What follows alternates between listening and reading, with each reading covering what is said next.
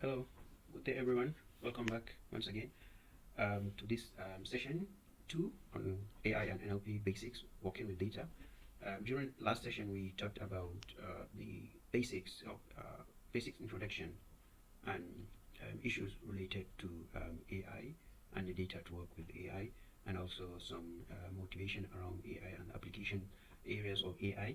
And we talked about the next session, we'll look into some basic data set that we can work with and how can we work with data, because we mentioned in the previous session that these AI models or the AI technology in general relies on data, huge amount of data, to be able to be effective and to be able to make sense out of the data. So now the data element, how can we work with the data? What does this data set entails? We will have the focus in this session will be around the data. So this session will briefly talk about some theoretical insight or relevant topics around data, working with data, and also AI in general. Then we'll have a basic experiment or an example, starting with a form of data collection, data processing, and also some form of EDA, exploratory data analysis, before moving on to more advanced examples in later sessions.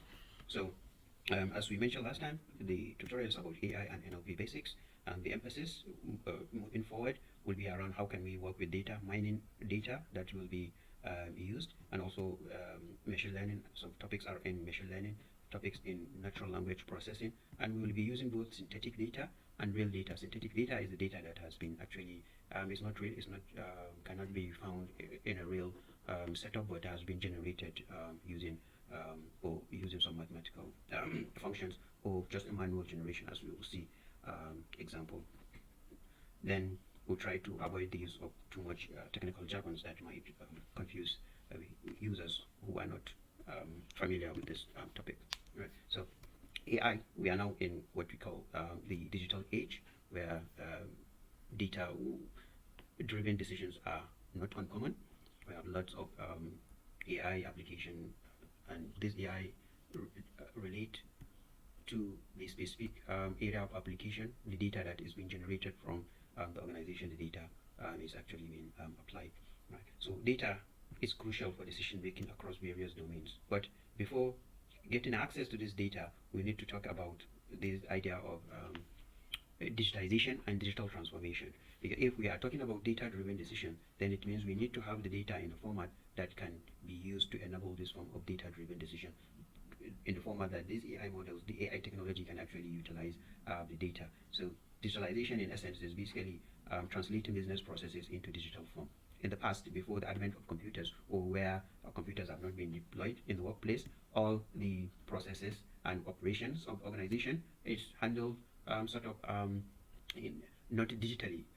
Copies of information data are in papers, reports, locked in cabinets, locked in office desks, and what have you. You can't find it online. You can't find it in a digital form or typed in a computer. So the process of converting all the digital information that you might have in a traditional workplace into a format that can be used by computers in a digital form, this is what the digital transformation basically entails. It's taking this report data that is not in digital form to convert it into digital form that can be used by computers to process. Right? So the digitization leads to digital transformation, because if you have the information in digital form, can lead to improved, can it transform the organization, can enhance the productivity of staff, and also possibly lead to competitive edge in the market. And then, so once you have the data in digital form, then the question is, how will the digitized data be produced or processed?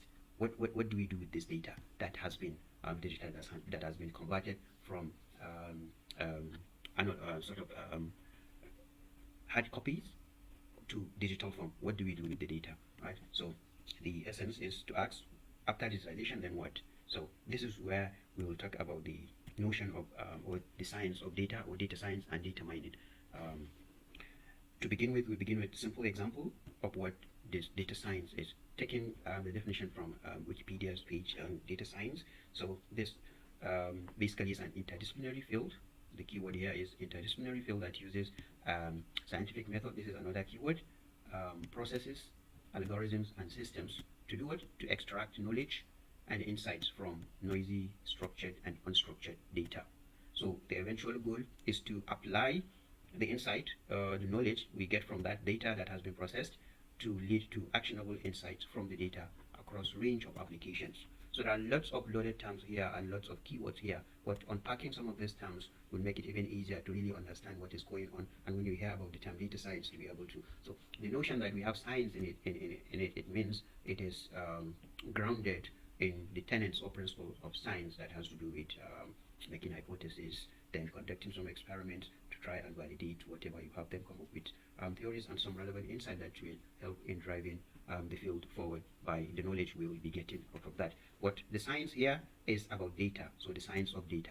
So this data science will involve the use of the scientific method since it is grounded in science. What do we do with that? To process algorithms and also systems to help us extract knowledge from data.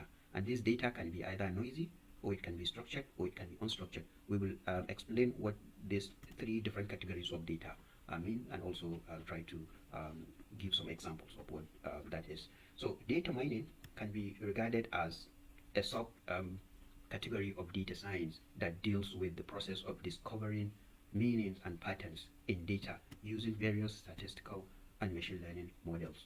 Right. So it uses some of the keywords that we have highlighted here to help us in discovering and identifying relevant insights or patterns in the data. And using what sort of tools can we use? We use statistical and machine learning models as the tools to help us in mining or getting some insights from data. So most of the focus, as mentioned in the previous session, that we will have a look at AI in general, machine learning, NLP, and also related topics around. So this aspect of mining data is an aspect of how we can apply some of the AI techniques to make sense out of the data.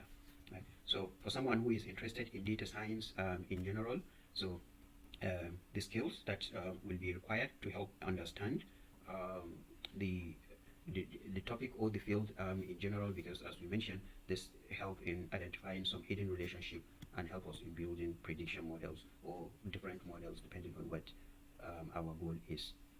And we can apply the knowledge to extract knowledge from the data, and the data can be structured or unstructured, and also the knowledge of data science enable us to work with different experts, because working with data is quite generic. It can be data about anything. It can be data coming from healthcare, it can be data coming from judiciary, it can be data coming from financial industry, it can be data coming from education, it can be about anything basically, it can be from social network. So you might not be the expert in that specific domain where the data is coming from, but your expertise is about being a data scientist, someone who has the skills in getting data, making sense out of the data, and liaising with relevant domain experts to see how that output from processing the data will help that particular field. So as a data scientist, you have the ability to work with different experts to work with in applying the knowledge of data science. And some of the areas where data science has a relationship with, basically we have mathematics, because all the topics, all the techniques in data science, data mining are grounded in mathematics and statistics. So knowing some background knowledge about it, if someone is interested in mastering and becoming a more effective data scientist, knowledge in these areas will be key. And also database, how the data can be stored and how the data can be processed or retrieved if there is need for that. And also big data, if you have a huge collection of data or you need to engage with big data, where what qualifies data to be called big data, and what do you do with this big data, how do you store it, how do you process it, and what is the efficient way to work with the big data. So having that knowledge is also going to help. And then also knowledge about machine learning and deep learning in general, because this is where the models will be developed after processing and transforming the data. Then you need to apply specific models to help either with prediction, with clustering, with making forecast and what have you. So knowledge about machine learning and deep learning is key. And then the general knowledge of AI, because AI is the umbrella term that encompasses all things about machine learning, deep learning, NLP, speech recognition, robotics. So many things fall under this huge umbrella of AI. And it also deals with processing structured and unstructured data to make intelligent decisions or to carry out some intelligent tasks. And it has the capability of learning.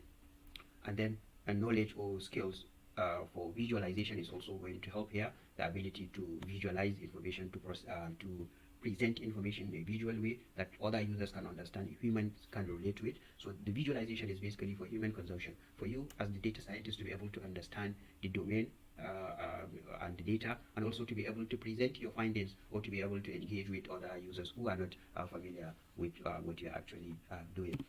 So, and then things to note when working with data. First, you need to take note of what type of data you will be working with. Is it structured or is it unstructured data, right? So, and also what are the ethics, how the data was collected or how the data is going to be acquired. Is the data acquired ethically, or there are some ethical concerns associated with the data? How representative is the data?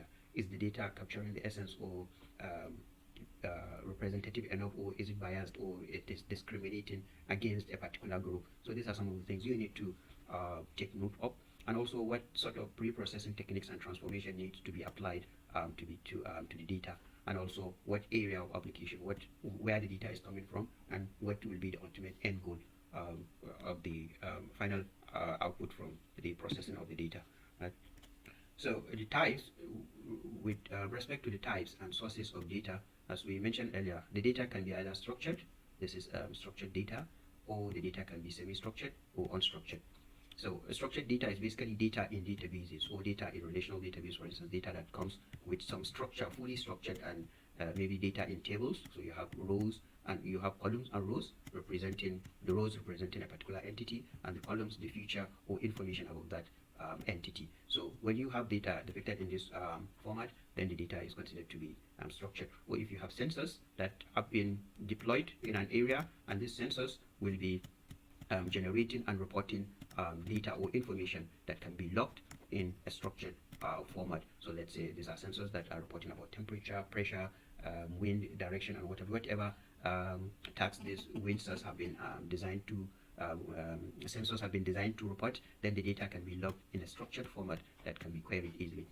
Or the data can be semi-structured data that comes maybe in Wikipedia pages, for instance, or there are some degree of structure in the data, but it is not fully structured. So normally you have data in this JSON format. We consider that to be a semi-structured data set. And also the data can be unstructured. Maybe there is not any structure assigned to the data. You have to impose the structure to the data to make it readable and easier to work with. For instance, raw surveillance data that has been collected over time, or raw images, or just raw series of text data is considered to be unstructured in this. So knowing what types of the data you will be working with will help, and also the sources of the data, where the data is coming from. The source of the data can also tell whether the data you should expect is structured or unstructured. So if the data is coming from IoT sensors, for instance, you know that it's possibly structured data, right? So when working with the data, you need to ask some more questions about those issues we talked about regarding the ethical concerns. So the major stages working with data, depending on how one look at these stages, but they can vary, but the essence, the content, what they entails basically is the same. So you need to acquire the data and store the data. So you need to ask, how do I acquire this data and how do I store the data? So this is a key in the stages of working with data. And also, how do you process the data, and also what sort of visualization do you imply? So this is where you also talk about the exploratory data analysis. So this is the exploratory data analysis that will be applied. This is, as we mentioned earlier, is for human consumption. Is solely to be able to understand the data more, to be able to present general insight about the data to other human users. And then after processing, transforming the data in the format, and after exploring what the data is all about, then the final stage is to actually build your model, to train your model on the data that has been transformed, and also then apply the models either for making predictions, or for clustering, or for identifying relevant patterns in the data. Right. So there are so many tasks you can perform on the collected data. The task might be just trying to describe what the data is. So this is where maybe for data analytics, to analyze the data. So using some statistical measures like mean, median, correlation analysis. There are tons of things that you can do under this description.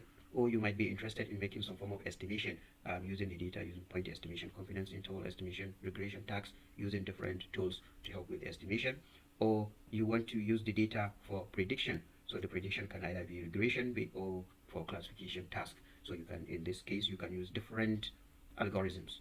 This algorithm can be regression, algorithms for carrying out regression tasks like predicting continuous values, or for making classification when classifying items into discrete classes, or the models can be built from neural networks, or can be tree-based or ensemble models, or using support vector machines. There are lots of different models that can be applied for this form of prediction. Or the data can be used for clustering. This is when you don't have any definite class that you like to predict the data, but basically exploring the data to see what sort of patterns are, what sort of groupings can be identified, and then see whether those groupings that have been identified are making actually any sense or they are not. So there are lots of models as well to help with that, like K-means algorithm, or using other forms of clustering like hierarchical clustering. And then you might be interested in performing some sort of association mining. So try to identify some patterns in the data, or try to come up with some rules in the data that you are working with. So these are just a few examples of all the things you might do with the data that you have actually collected during the process. You might be interested in this, or it might be a collection of all the tasks here that we have that you are interested in performing with the data. Right. So now this is basically a few about what the data is. So as mentioned during the last session and at the beginning of the session, we will see a basic example, a hands-on activity basically. So here's a link to the example Jupyter. We will be using Jupyter Notebook to demonstrate some of the examples. So we'll look at basic EDA for making insight, getting some insight about the data using this form of exploratory data analysis, and also play around with the data. And then the data we'll be using, the link to the data will be provided in the video description for anyone who is interested, but you need to be given access first after requesting for the access. So then we have other data sources that you can use to actually play around with. So we have the UCI, we have the Kaggle dataset, we have the Open dataset. There are lots of different sources or public repositories that you can have a relevant dataset to work with. You can explore that on your own. Then the hands-on activity will also look at how to build and train a prediction model for some of the tasks we highlighted earlier.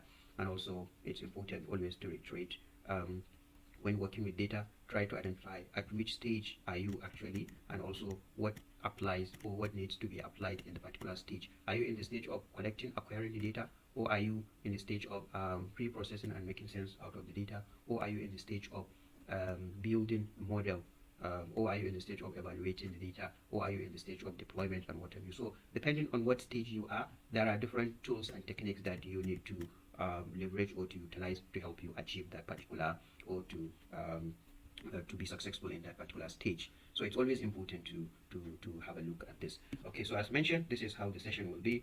Some theoretical discussion, then hands-on activity. So now we'll have a look at this second part, which is the hands-on activity, and the Q&A, depending on whether we have some relevant questions and or whether there is some request to review some of the content, then that will be taken into account, and then the actual theoretical discussion or any form of delivery of this session will be improved, and then try to fit this back into the mainstream of how the process will continue. So this sort of process will be the focus of the session moving forward, right? So the next session, session 3, we'll have a look at working with data to explore other elements.